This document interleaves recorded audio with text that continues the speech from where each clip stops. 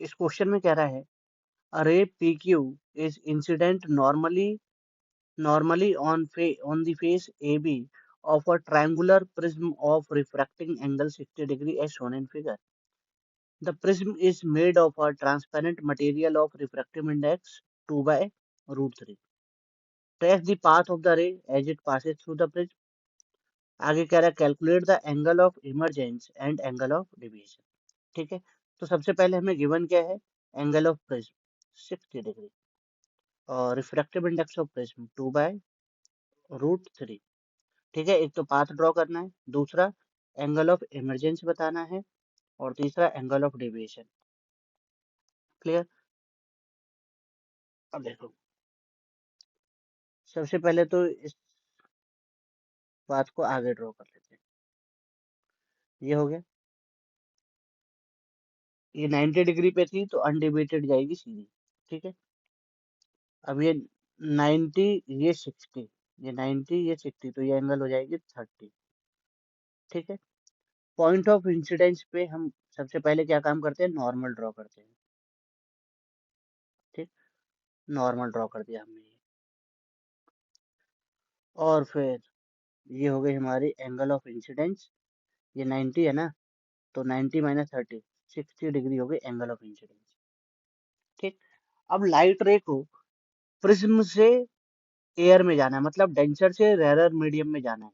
तो जब भी लाइट डेंसर से रेरर मीडियम में जाती है तो हमें क्रिटिकल एंगल कैलकुलेट होना करना चाहिए पहले।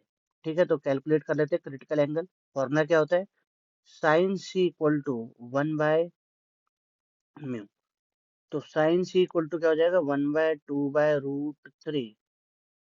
ठीक है, √3 उछल के ऊपर जाएगा तो साइन सी इक्वल टू √3/2। तो sine C equal to sine 60 degree. ठीक है,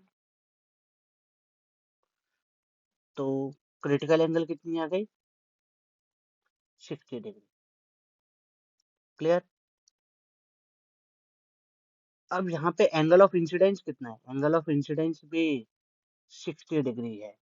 तो इसका मतलब तो सीधी सी बात है, रे अब ग्रेजिंग इमरजेंस करने वाली है। ठीक है, अब इस पॉइंट को हम नाम दे देते हैं, ये जहाँ पे रे टकराई है, अरे इस पॉइंट को हम नाम दे देते हैं आर।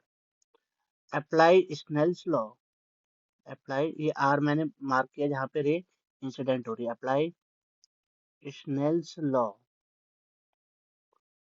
एट पॉइंट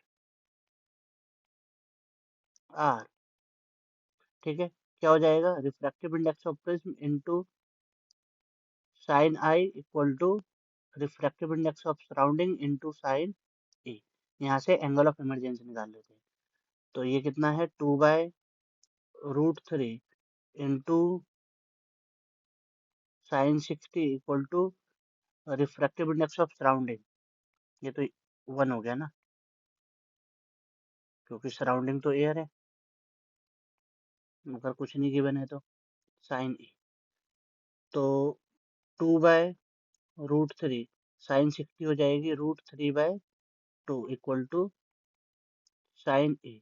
2 से 2 कैंसिल, √3 से √3 cancel, sine A equal to 1, sine A equal to sine 90, तो ए इक्वल टू 90। तो एंगल ऑफ इमरजेंसी कितना आ गया, 90। क्लियर। तो रे कैसे ड्रॉ जाएगी, ऐसी सीधी, एंगल ऑफ इमरजेंसी इज 90। ठीक, अब एंगल ऑफ डेविएशन की बारी। तो अब हम क्या कैलकुलेट करने वाले हैं, एंगल ऑफ डेविएशन। तो देखो,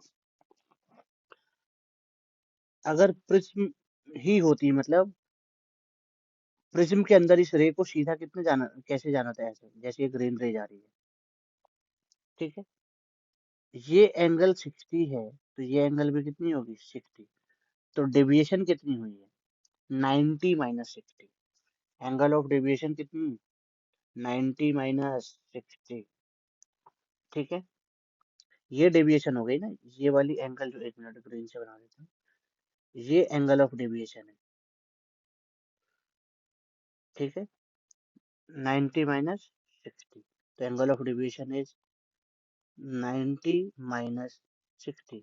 वैसे भी जब लाइट डेंसर से रेयर जाती है तो angle of refraction minus angle of incidence होता है। तो यहाँ पे एंगल ऑफ रिफ्रैक्शन वो एंगल ऑफ इमरजेंस हो गया। ठीक है, तो ये कितना आ गया, 30 डिग्री। तो डेविएशन कितनी हुई है, 30 डिग्री। क्लियर।